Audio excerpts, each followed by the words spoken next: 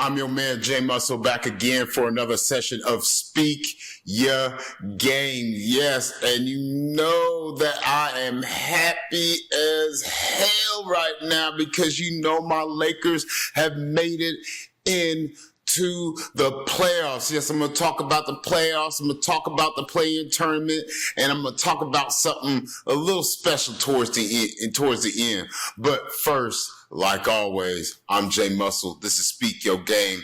And first, I would like to give a shout out to my Total Apex crew. Yes, I write for Total Apex Sports. Total Apex covers everything from sports, living, politics, entertainment, gaming. Give Total Apex a chance and I guarantee you might like something on there. I write for Total Apex Sports. I'm Jay Muscle. I write for basketball, football, and anything else sports related. You can catch me on there.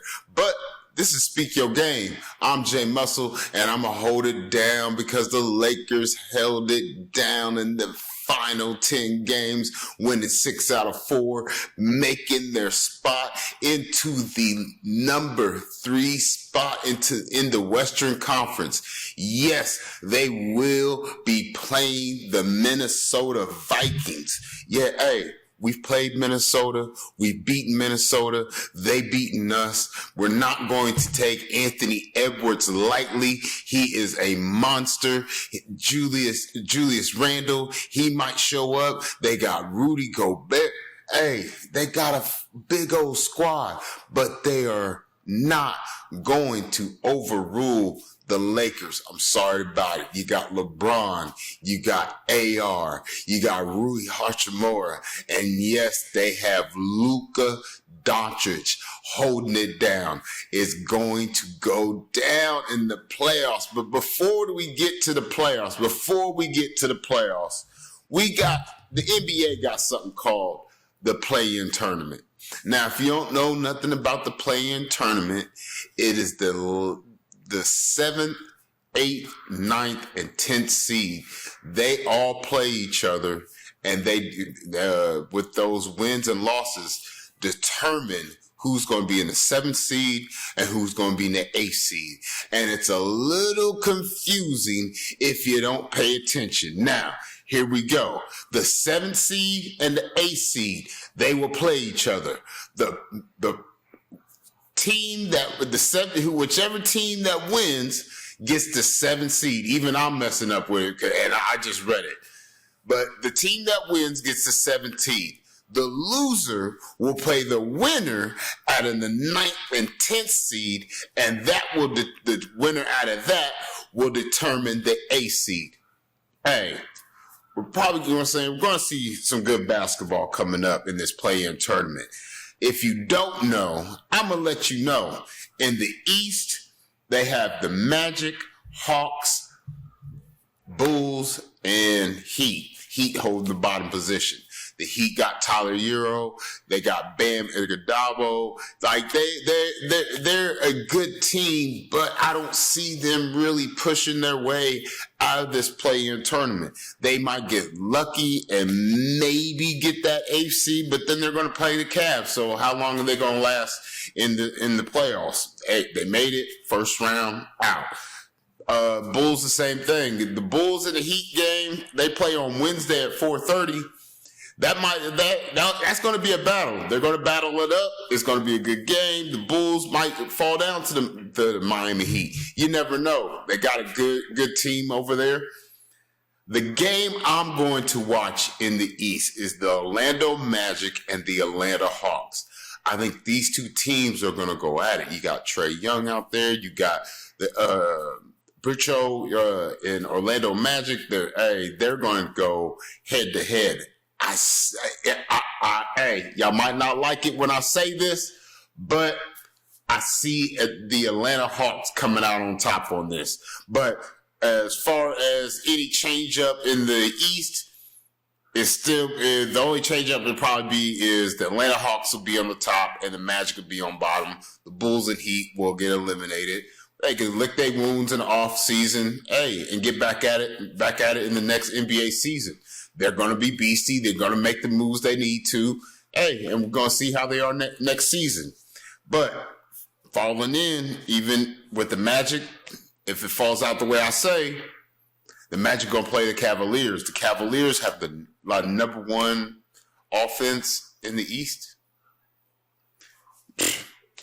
And you've seen what Donovan Mitchell's been doing. You've seen what Garland's been doing. You've seen what the bench been doing. They are serious, and they've been holding that top spot for almost the whole season. So it's going to be one and done with that. Let's see, we're going to have what? The Magic will play the Celtics more likely. Celtics high-powered. You never know which Celtic is going to go off that night, whether it's Jason Tatum, Brown, White, Al Horford, Chris Porzingis get off the bench. He bust your head for a good 30. You never know with this Celtic team. That's why, to me, they're so deadly. But one thing we do know in the East for sure is the Indiana Pacers and the Milwaukee Bucks will go at it. Now, here's the thing with Milwaukee. They're out without Dame Lillard, and it's just Giannis. Can Giannis possibly do it by himself? I mean, we saw Luka tear down last season, made his way all the way to the Western Conference. Hey, it could happen. Indiana Pacers have been playing really, really, really good basketball. There was it Harrington. He's killing it. They also got a big forward. He is also big time. I think the Indiana Pacers will end up getting this over on the Milwaukee Bucks. The Milwaukee Bucks might get 1 or 2 games in that series, but I see the Indiana Pacers walking out on that. But the one series that I'm really going to pay attention to is these New York Knicks and these Detroit Pistons. Now, I like I said, if you don't remember, I've said before, I grew up with the New York Knicks being in the NBA playoffs, deep in it, the Eastern Conference or the semifinals. Yes, that guy named Michael Jordan always put them out, but they were a force to be reckoned with. Are they going to make their reign back to the top? We don't know. They still got to deal with one of those juggernauts with the Cleveland Cavaliers and the Boston Celtics. But Jalen Brunson, Cat together, they can make it happen. And I'm hoping to see the New York Knicks make it deep into the Eastern Conference this year. It'll be a difficult road, but hopefully they can get it together. But Detroit Pistons are no punks. They have been holding it down. They got a guy named Cunningham has been killing them all season. So the Knicks better not come half-stepping, because the Detroit Pistons will bust their head and will move on to the next round and forget about them by game 1. But that's the Eastern Conference. That's the Eastern Conference. And that's just the playoffs. Like I said, we still have the play-in tournament. The Orlando Magic, Atlanta Hawks play Tuesday, and then the Bulls and Heat play Wednesday. So we're going to see what's going to happen with that. But we're going to move to the West, though, because I was already talking about the Lakers and the Minnesota Vikings. But I'm not going to talk about that because we know that's for sure. We know that's for sure. The one thing that I am impressed with is how the LA Clippers have moved from, they was like down like 8, 9 seed, and they went on a win streak. I know, well, they win like eight games out of the past 8-2 in the past 10 games. It's been crazy with what they've been doing. But I'm still not going to talk about that. We are going to talk about this play-in tournament where we're going to see some serious basketball go down. If you don't know already, the Golden State Warriors and the Memphis Grizzlies are going to have to play. They're going to have to go at it. Can we see a Stephen Curry, a Jimmy Butler combined together, Draymond Green, Kuminga on the bench? Can these Golden State Warriors bear down and knock down this Memphis Grizzlies team that will ignite at any given moment? I am telling you, they do not just have Ja Morant, who can be an explosive at any given moment, ignite at any moment, jump from 0 to 15 in a blink of an eye. And then they got this guy named Jackson Jr. He has been progressing well. As long as he stays out of foul trouble, which has been a problem for him the past couple games, he will be a factor. And then the guy that they brought in, Zach Edey, if he can play his prime position and do what he got to do, bang, do what he has to do at the guard position, we are going to see a very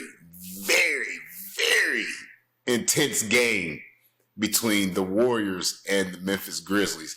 And I'm going to say it's probably going to go down to the wire. We're probably going to see something special from Steph. We're probably going to see something really special from Ja Morant. I'm ready to see it. They play on Tuesday at 7 p.m. It's going to go down. And this other game, it's going to be good, but I hate to say that the outcome is not going to be too great. Now, you have Zach LaVine and DeRozan in the Sacramento Kings. They're playing the Dallas Mavericks. They don't have Kyrie Irving. AD will be playing, but it's ever since the trade, the Dallas Mavericks, their chemistry don't look good. It don't really look the same how it was. It don't look good. So I really think, in my opinion, the Sacramento Kings get the best of the Dallas Mavericks. The Dallas Mavericks go in the offseason, get everybody healthy, pick up some extra pieces, and they will be deadly next year. They have AD, they have Kyrie, they have other pieces on the team that are valuable.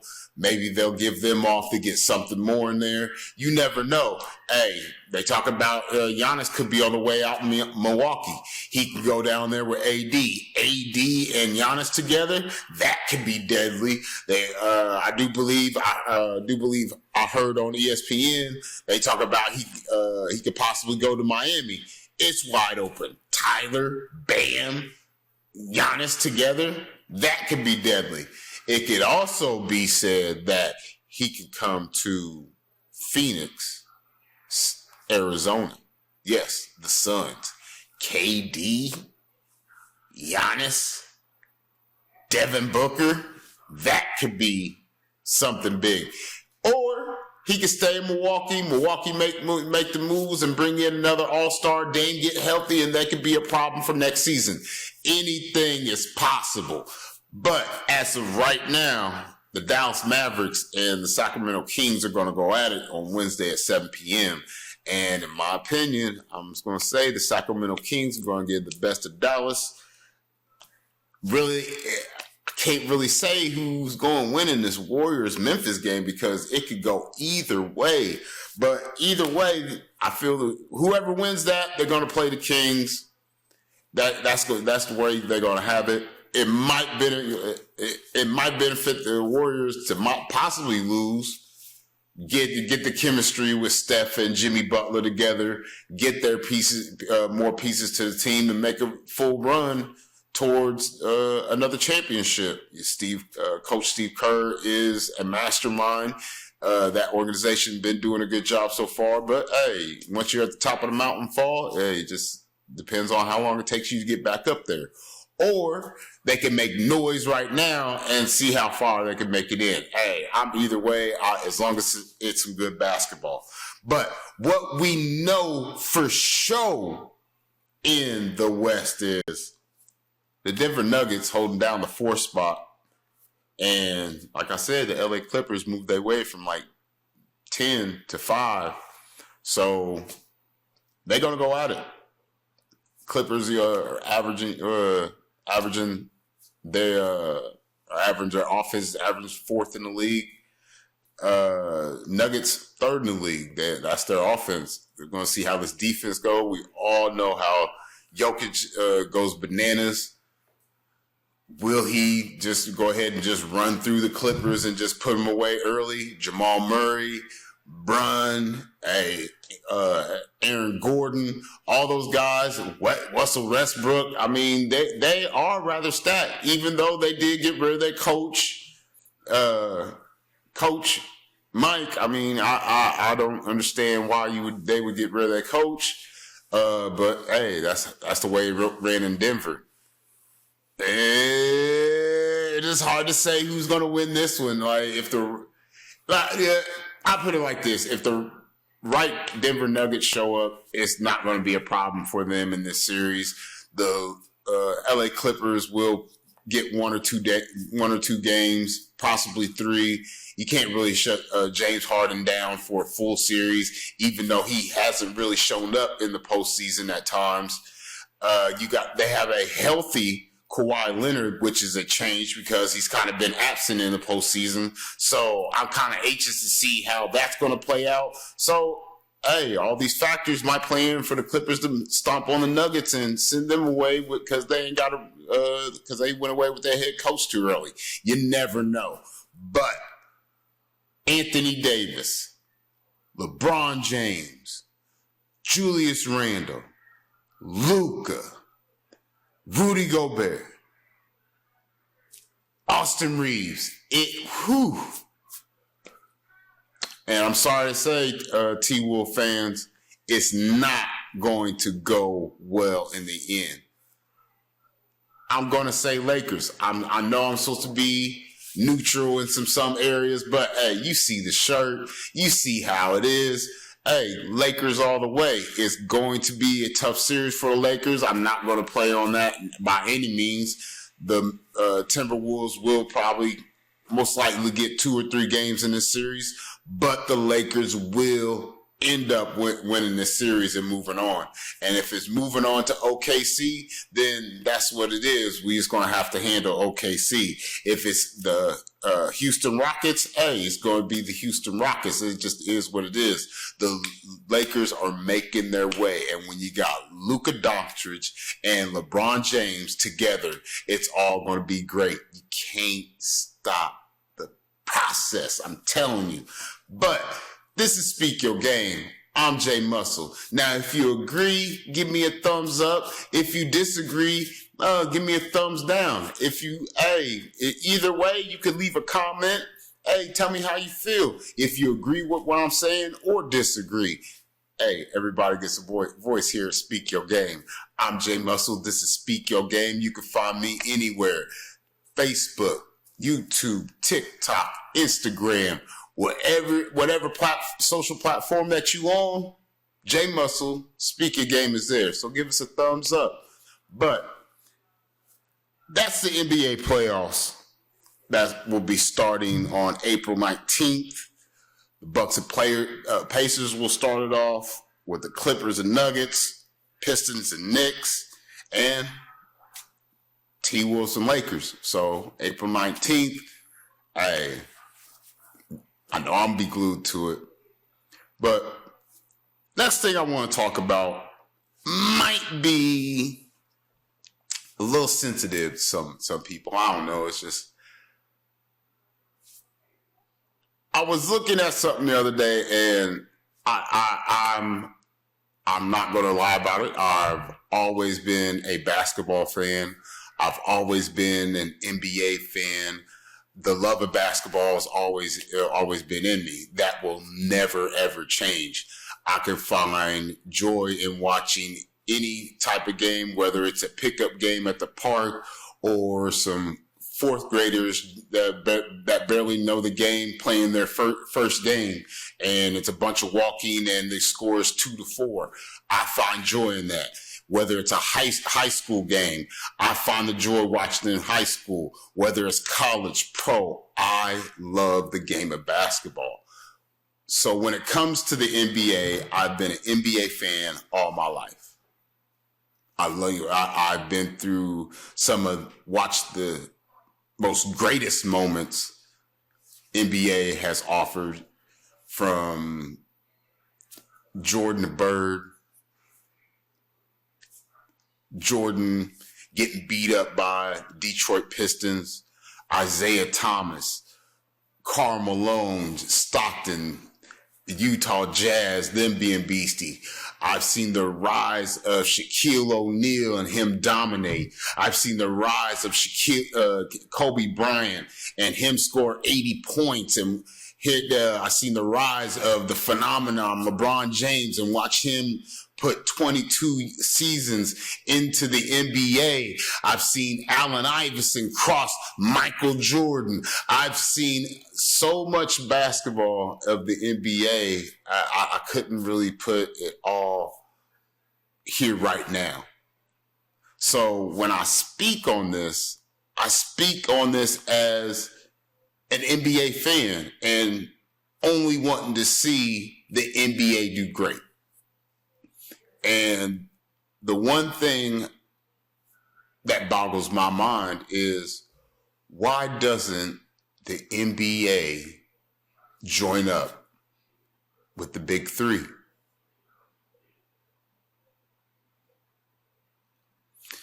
I mean, that to me as an NBA fan, that gives more of the game.